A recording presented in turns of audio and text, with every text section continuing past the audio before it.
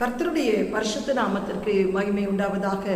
இந்த காலைவெளியிலே தொடர்ந்து தேவனுடைய வார்த்தையை தியானிக்க கர்த்தர் நமக்கு பாராட்டின கிருபைக்காய் கர்த்தரை ஸ்தோத்தரிக்கிறேன். இந்த வாரத்திலே கூட நாம் எப்படி ஆண்டவருடைய வெளிச்சம் நம் மீது வரும்போது நாம் பிரகாசிப்போம் என்று சொல்லி இந்த 7 நாட்களும் நாம் பார்க்க கர்த்தர் கிருபை பாராட்டுவாராக. யோவான் 1:9 இப்படியாய் சொல்கிறது, உலகத்தில் வந்த எந்த மனுஷனையும் பிரகாசிப்பிக்கிற ஒளியே அந்த மெய்யான ஒளி. இந்த இயேசு கிறிஸ்து உங்கள் உள்ளத்திலே வரும்போது அவரே ஒரு மெய்யான ஒளி. அந்த மெய்யான ஒளி உங்களுக்குள்ளே வரும்போது அவர் உங்கள் வாழ்க்கையை பிரகாசிக்க செய்வார். இன்றைக்கு நம்முடைய முகங்கள் பிரகாசிக்க வேண்டும், நம்முடைய வாழ்க்கை பிரகாசிக்க வேண்டும், நம்முடைய தொழில் பிரகாசிக்க வேண்டும் என்று பல காரியங்களை இன்றைக்கு கையாடுகிறார்கள். பியூட்டி பார்லர் போய் ஃபேஷியல் செய்வது, மேக்கப் போடுவது, இதெல்லாம் எத்தனையோ கர்த்தருக்கு ஸ்தோத்திரம் பேஸ்டை அப்புவது, இதெல்லாம் ஒரு பிரகாசத்தை உண்டாக்கும் என்று ஜனங்கள் நினைத்து பணத்தை விரயம் செல்கிறார்கள். இன்னும் சிலர் பணம் சம்பாதிக்க கர்த்தருக்கு ஸ்தோத்திரம் நாம் பொருளாதார ரீதியிலே இன்னும் உயர வேண்டும் என்று சொல்லி நம் வாழ்க்கை பிரகாசிக்க வேண்டும் என்று சொல்லி பல சூழ்நிலையிலே அவர்கள் காரியங்களை செய்து கொண்டிருக்கிறார்கள். கர்த்தருக்கு ஸ்தோத்திரம் உண்டாவதாக. ஆனால் இன்றைக்கு வேதம் மிக தெளிவாய் சொல்கிறது, எந்த மனுஷனையும் பிரகாசிக்கிற ஒளியே அந்த மெய்யான ஒளி இயேசு கிறிஸ்து. இன்றைக்கு உன் முகம் பிரகாசிக்க வேண்டுமா? உன் வாழ்க்கை பிரகாசிக்க வேண்டுமா? உன் வாழ்க்கையிலே உன் தொழில் பிரகாசிக்க வேண்டுமா? கர்த்தர் உன் பிள்ளைகளுடைய வாழ்க்கையில் ஒரு பிரகாசத்தை நீ பார்க்க வேண்டுமா? அதற்கு இந்த 7 காரியங்களை நீங்கள் செய்யும் போது உங்கள் வாழ்க்கை பிரகாசிக்கும். அந்த மெய்யான ஒளி உங்களிடத்தில் வரும்போது பிரகாசிக்கும். முதல் எப்படி நாம் பிரகாசிக்க முடியும் என்று சொல்லி பார்க்கும்போது சங்கீதம் 34:5 சொல்கிறது, அவர்கள் அவரை நோக்கி பார்த்து பிரகாசம் அடைந்தார்கள், அவர்கள் முகங்கள் வெட்கப்பட்டு போவதில்லை. ஹல்லேலூயா. அவர்கள் அவரை நோக்கி பார்த்தார்கள். இன்றைக்கு நாம் ஆண்டவரை அவருடைய சமூகத்திலே அமர்ந்து அவரை நாம் நோக்கி பார்க்கும் போது நம்முடைய முகம் பிரகாசிக்கும். நாம் எந்த விதத்திலும் வெட்கப்பட்டு போவதில்லை. ஆனால் இன்றைக்கு அநேகர் பல இடங்களிலே கடந்து போய் பல காரியங்களை நோக்கி பார்க்கிறார்கள். அவர்கள் முகங்கள் இருள் தான் அடைகிறதே தவிர பிரகாசம் அடையாது.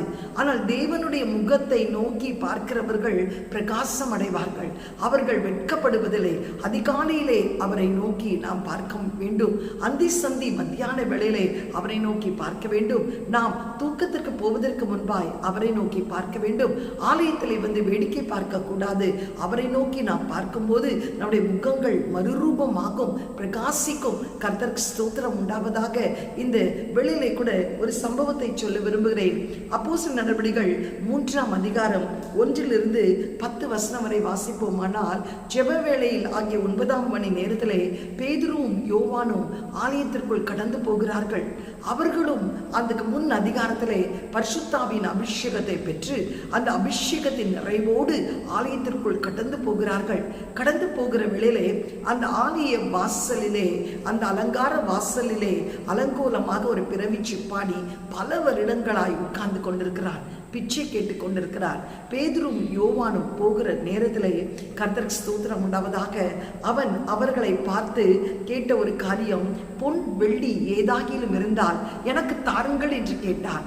ஆனால் பேதுரும் யோவானும் அவனை பார்த்து என்ன சொன்னார்கள் தெரியுமா? பொன்னும் வெள்ளியும் எங்களிடத்தில் அல்ல, இயேசுவின் நாமம் உண்டு, என்னை நோக்கி பார் என்று சொல்லி கர்த்தருக்கு ஸ்தோத்திரம் உண்டாவதாக அவர்களை நோக்கி பார்க்க சொல்லவில்லை, அவர்களுக்குள் இருந்த ஆண்டவரை நோக்கி பார் என்று சொல்லி அவனை தூக்கி விட்டு அவர்கள் தேவாலயத்திற்குள் கடந்து போய் விட்டார்கள். அந்த பிறவி சப்பானி குதித்து நடந்து எழுந்து நடனமாடி இவர்களுக்கு முன்பாக கடந்து போவதை நாம் பார்க்கிறோம். ஆம், எனக்கு பிரியமானவர்களே, எத்தனையோ வருஷங்களாய் அவன் நடக்க முடியாதபடிக்கு கஜப்பானியாய் பிச்சை கேட்டு கொண்டிருந்தான். அவனுடைய வாழ்க்கையே ஒரு பிச்சை கேட்கிற ஒரு வாழ்க்கையா இருந்தது. ஆனால் இன்றைக்கு இவர்களுடைய வார்த்தைகளை கேட்டு அவன் ஆண்டவரை நோக்கி பார்த்தானோ, அவன் எழுந்து நடந்து குதித்து தேவாலயத்திற்குள் கடந்து போகக்கூடிய கிருபையை பெற்றான். இன்றைக்கு உன்னுடைய வாழ்க்கையிலே கூட நீ நடக்க முடியாதபடி, நிமிர முடியாதபடி உன் வாழ்க்கையிலே நீ காணப்படுகிறாயா? கர்த்தருக்கு ஸ்தோத்திரம். ஒரு வாசல் கூட திறக்க முடியாத ஒரு சூழ்நிலையிலே நீ ஒரு சப்பானியை போல் வீட்டிலே உட்கார்ந்து கொண்டிருக்கிறாயா? அது உன்னை டிப்ரெஷனுக்குள், ஸ்ட்ரெஸ்க்குள்ளே கொண்டு போய் கொண்டிருக்கிறதா? இன்னைக்கு சோர்ந்து போகாதே மகனே, மகளே. உன் சூழ்நிலை எப்படி இருந்தாலும் உன் தேவனாகிய கர்த்தரை நோக்கி பார். அவரை நோக்கி பார்ப்பதை நிறுத்தி விடாதே. அதிகாலையிலே நோக்கி பார், சபையிலே போய் நோக்கி பார், நீ தனிப்பட்ட உன் வாழ்க்கையிலே நோக்கி பார். ஆண்டவரே என்று சொல்லி அவரை சத்தமிட்டு நீ நோக்கி பார்க்கும் போது அவர் உன்னையும் உன் வாழ்க்கையிலே நடந்து குதித்து நிமிர்ந்து நிற்கும்படி இந்த காலவெளியிலே உனக்கு வாக்களிக்கிறார். கர்த்தருக்கு ஸ்தோத்திரம். லூக்கா சுவிசேஷம் 19ஆம் அதிகாரம் 1-10 வரை வாசிப்போமானால், சகேயு என்ற ஒரு மனிதர் இருந்தார். அவன் ஒரு ஆயக்காரன், அவன் ஒரு பணக்காரன், அவன் கர்த்தருக்கு ஸ்தோத்திரம் ஒரு பதவி, உயர்ந்த பதவியிலே, ஊர் தலைவன் என்ற பதவியிலே இருந்தான். 3 காரியங்கள் அவன் வாழ்க்கையில் இருந்தது.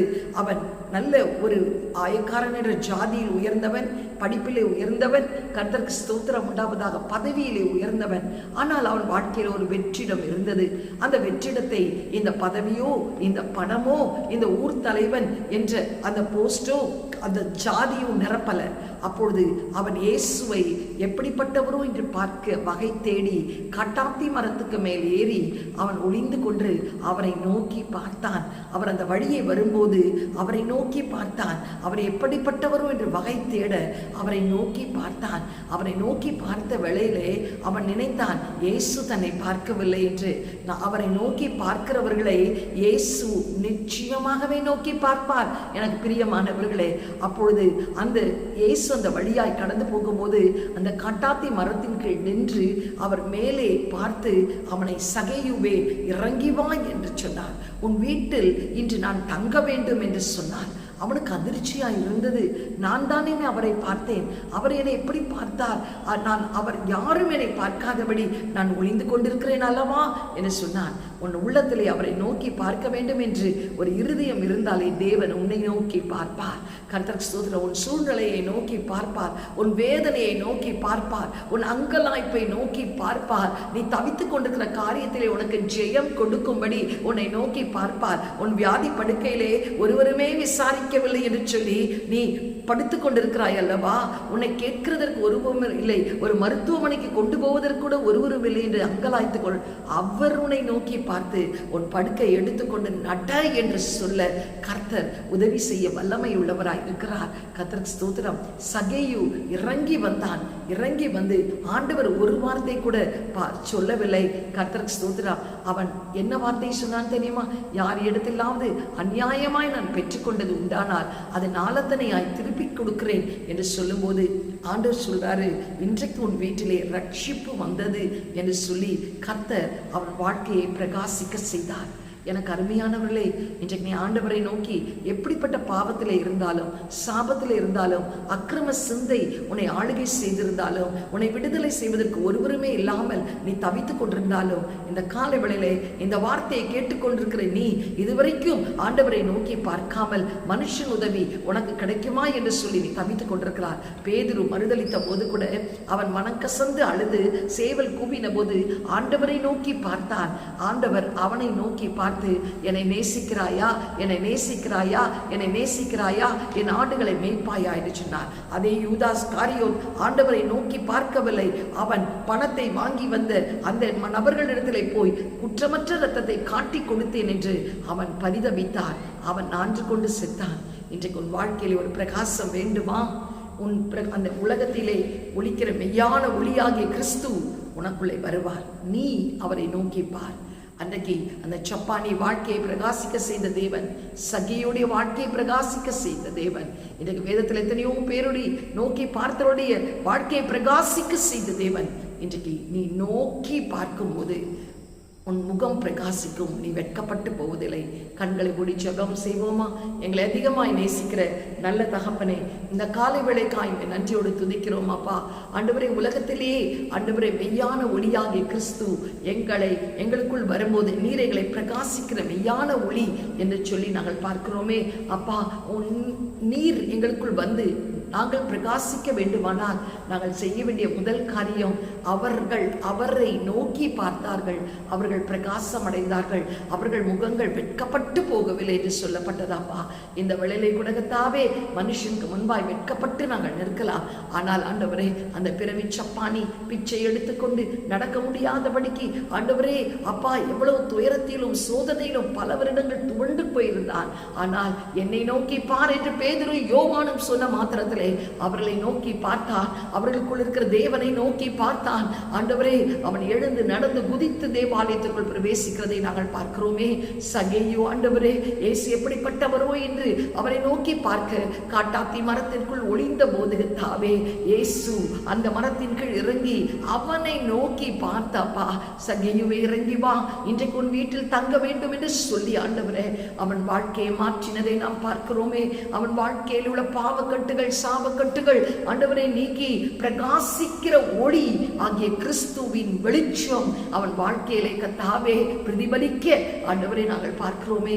இன்றைக்கு இப்படிப்பட்ட சூழ்நிலையிலே நாங்கள் காணப்பட்டால், வியாதியிலும் வேதனையிலும் கஷ்டங்களிலும் துயரங்களிலும் ஆண்டவரை அவமானங்களிலும் நிந்தைகளிலும் ஆண்டவரை அடைக்கப்பட்ட வாசல்கள் நிமித்தம் ஆண்டவரை வீட்டிலே முடங்கி கிடக்கிற ஒரு சூழ்நிலை இருந்தாலும், இன்றைக்கு அப்பா நாங்கள் உம்மை மாத்திரமே நோக்கி பார்க்கும் போது எங்கள் முகங்கள் பிரகாசம் அடையும். நாங்கள் வெட்கப்பட்டு போவதில்லை அப்பா.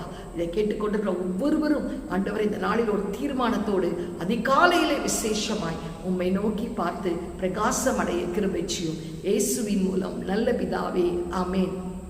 God bless you. Have a blessed day. Amen.